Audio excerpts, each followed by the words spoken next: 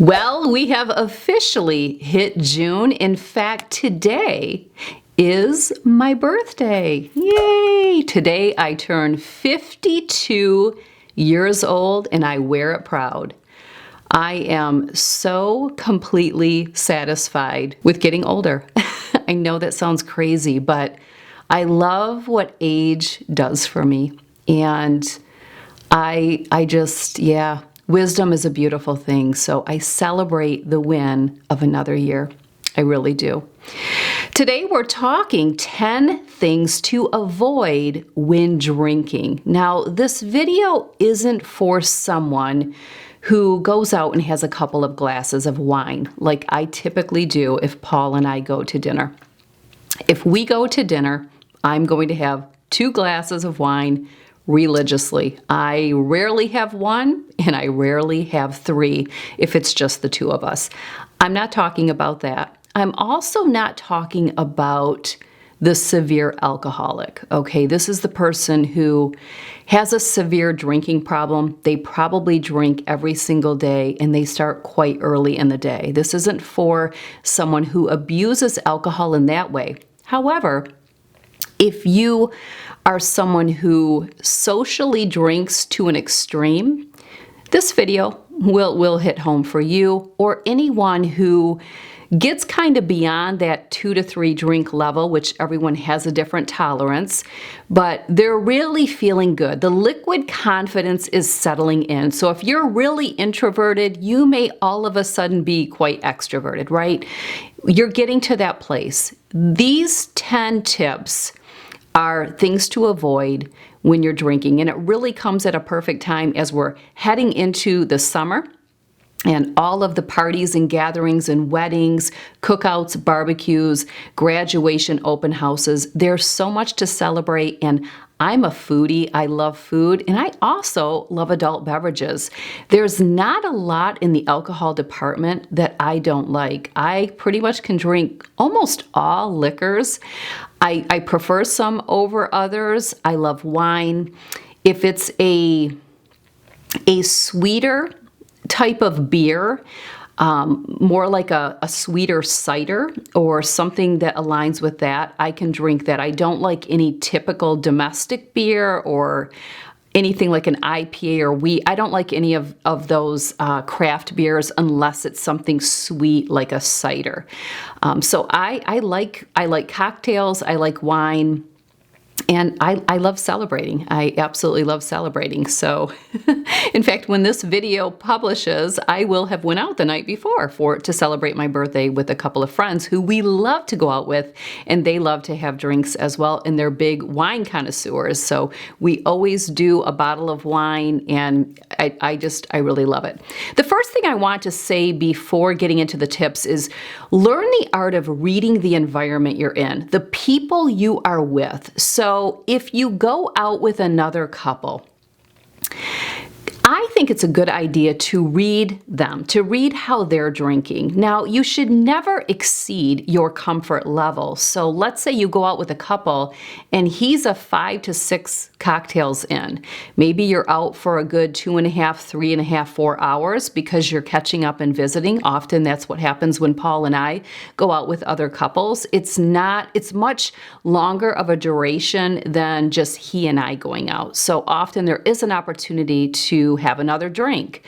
So read the environment. If she's only having 2 and maybe you typically could drink 3 or 4, you may want to mirror her and stick with that 2, or maybe have 1 additional if you're comfortable with that. But I really wouldn't double it. If she only has 2 glasses of wine, I would say stick to no more than 3, because the difference between you will start showing up. Again, I turned 52 today. I've been around a long time. I've observed a lot, and I can tell you that is what I notice. If someone is 2 drinks ahead of me, I can tell they're 2 drinks ahead of me. So it's kind of a rule of thumb. It kind of keeps you in check. And that is another thing I want to hit on, is making sure that you have someone to keep you in check if you are someone who has that tendency to maybe pound the drinks or or go a little far. And that's hard, because what happens is the person who checks you means well, and it could end up in a little bit of a bickering fest. And that is something that you're going to want to avoid, and we'll cover that when we get to the tips. For me, it's quite easy because Paul doesn't drink. As you know, he quit drinking, I want to say this year, this July 1st, maybe it will be 4 years? I really don't recall. I don't know. I think 4 years, maybe 5. I don't know, something like that. So I don't have to worry about a lot of things, right? I don't have to worry about driving. I always know he would check me if I need to, and I welcome it. I would never get snippy with him if he checked me for any reason, not at all. I welcome it because I don't want to make a fool of myself. So read the crowd. If you like to have a little bit more and you're with people that are having a little bit more, by all means, whatever your comfort level is, but I still would say to avoid the 10 things that I'm going to share with you today. And I'm not going to share the obvious. Clearly we know you don't get behind a wheel. In fact, just stay put. Don't get on anything. Don't drive or ride anything motorized, and stay off trampolines, stay off skis. It may be in your best interest, because again, that liquid confidence could make you try something new or be more adventurous, and you could end up being in really bad shape as a result. So those are the obvious. These are what some people would think are obvious, but my observation, I'd be willing to bet it's not as obvious as you think, because I do witness some of these faux pas. I'm sure that I've had a few myself, so I've learned from them. And I just thought that I would impart my knowledge and my observations on you. So let's get started with tip 1. Again, I'm not talking about if you've only had a couple and you're in complete control. Again, you know what I'm talking about. So tip 1, avoid sending a text message. It shows. If you've been drinking and you send a text message, it typically shows. And that's not to say that you're sending anything negative, sometimes quite the opposite. But if you've been drinking one too many, believe me, the person receiving your text does know. If someone texts you, if it's not anything urgent, you can always get back with them. Or if you have someone who's checking you, have them handle the text if it's urgent. But most text messages are not urgent, so just stay clear of texting. Number 2, making a phone call. This just isn't a time to make a call.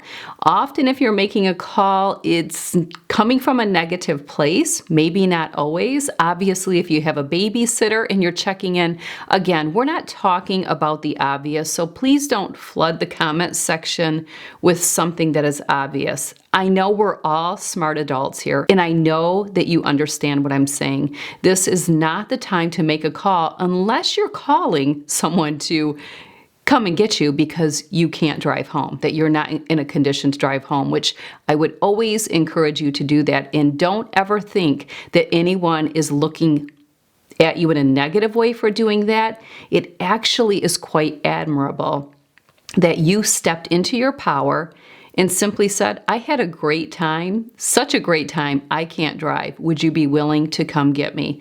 And this is something you want to talk to your young adults about. Just tell them, call me anytime. Do not get behind the wheel. The consequences are so much stiffer today than when I was 18 and young adult. So you really want to share that with your young adult and even your teens. Number 3, same thing applies, replying to an email. Just stay clear from any correspondence whatsoever if you've had one too many. Number 4, this is one that I've witnessed a lot, and it's a biggie, so be really careful. Just tell yourself no. Don't even go there to be enticed. Do not post, you heard me, post on social media. Just don't post. If you've had one too many, stay clear of posting. If you took a lot of pictures, you can go through those pictures tomorrow when you've recovered, right? and then you can decide which pictures you're still going to post and what the caption is going to be. Don't post it if you've had one too many. Again, if you've had a couple of glasses of wine and you're out with your significant other and you get a really cute picture, I'm not talking about that. Or you're out with your girlfriends and you just had a couple of glasses of wine or a couple of cocktails. I'm talking about when you know you've reached that I'm in control limit and the liquid confidence is really starting to settle in. Do not post any pictures. Do not post a caption. You can always share it the next day. Also, don't comment on anyone's post. So staying off social media altogether is probably a wise decision because then you don't feel enticed. You never want to wake up the next day thinking, ugh, what did I do or why did I do that? And if you've ever sent a text message the day after drinking a little too much to someone explaining yourself or apologizing for something you did or something you said, that's a red flag right there. If it has happened, it should never happen again. If it hasn't happened and it does at some point in your life, take the opportunity to learn. I've received more than one. I've received a few text messages the day after being out with other people. So it's not necessary. I've always commented back, this is not necessary. I was drinking as well. I'm not out to judge people, right? I'm out to have a good time. But just that's a red flag if you feel the need to do that. And you know you will ruminate and stir on that all day the next day. And we don't want that weight on our shoulders. So stay clear from posting, commenting, and putting any pictures out there until the following day. This kind of aligns with the same thing. Just don't take a selfie and post it. It's okay to take a selfie, but just don't post it. Again, so it aligns with the same thing. And that's number 5, but they all kind of go together. Number 6 is a big one. This is not a time to have a deep conversation with anyone. Okay, this is where you start to see the tears flow. And I've witnessed more than women get the tears going. I've witnessed men as well. Because again, emotions get a lot stronger and heavier. And don't forget, alcohol is a depressant, believe it or not. So that's why you may initially feel that great buzz, but after the fact you come down. Alcohol is a depressant. So often our emotions get strong, the liquid confidence comes down, and we have sensitivities, and anything that's holding hostage from the past may come out. So be really careful with that because that could be held against you in the future, which is quite sad considering you weren't in your right frame of mind, but things can get said and sticks and stones may break my bones and names will never hurt me. We know at the end of the day, it does hurt, right? So this is where it's great to have someone check you if you're starting to go there. Steer clear also of any of those types of conversations. If you're observing other people getting into something deep, don't be like trying to get in on it. It's just going to be a slippery slope. And if any of you have ever been in this position, you probably know exactly what I'm talking about. Number 7, this is a biggie, and boy, I'm guilty. Oh yeah, we're going there. Happy birthday to me. We're going there. I love transparent Tracy, which really I always am. This is such a guilty one. I'm much better, and because Paul dials me in. Don't make plans with the people you're with. Don't say, we should get together. Yeah, let's get together next week. Oh yeah, we should go here. We're going to do it. I'm going to go in right now and make our reservation. I love getting out. I love celebrating my wins. I love being around people, although I am way more introverted than I am extroverted. I can handle myself around people. I just recharge being alone. But yeah, I'm so excited and just giddy to see people that I want it to continue, right? So don't make plans with anyone. If you decide you want to make plans, wait until the next day, then text the person and say, I had the time of my life with you last night. Our conversation couldn't have been any better. I'd love to get together again and then see when they're available, right? That's really coming from a true place. So don't make plans to do anything or get together with anyone when you've had one too many. And it's not a real awful area to be or a faux pas, but it is something that I have definitely been guilty of. Yeah, definitely. Number 8, big one as well. I haven't been guilty of this probably because I really kind of am a tightwad with my money, but do not offer to pay for anything that you wouldn't otherwise. So when you go out, know exactly what you're paying for and make sure you and your spouse or partner have discussed this so that you don't get the liquid confidence and next thing you know, you're covering the whole round, right? That whole round, depending on how many people you're looking at, I mean, you don't want to buy a round in New York City, I'll tell you that right now, because you're paying about $22 a pop. So be careful. If you planned it, that's one thing, but don't get the liquid confidence going and then wake up the next morning and find out that you have a $400 bar bill and you're like, what was I thinking, right? So just stay in your lane, have a plan because failing to plan is planning to fail, and stick to the plan and make sure you are on the same page if you are going with a significant other. We are paying for our meal and our drinks. We are not paying for anyone else's. Or we'll do one round, but that's it. And hopefully the other people will do a round. I just like to do my own check because Paul doesn't drink. So if someone wants to all go into it, it's not apples to apples. So, but people forget that they mean well, but you've got a gentleman who just downed 5 cocktails and she's at 3 and I'm at 3 and they want to split the bill. Well, Paul didn't have any and the cocktails are steep. So we are really good about communicating that up front. So make sure that you do. Number 9. Oh, here's another thing with paying. Don't do any shopping.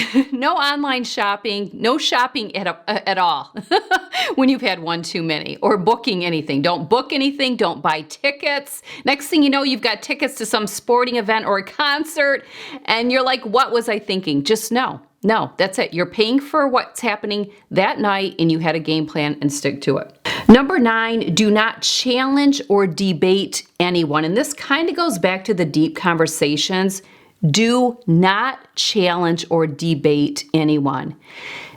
They're not wrong, believe it or not. They're right for them and you are right for you. No one's wrong, so there's nothing to debate about.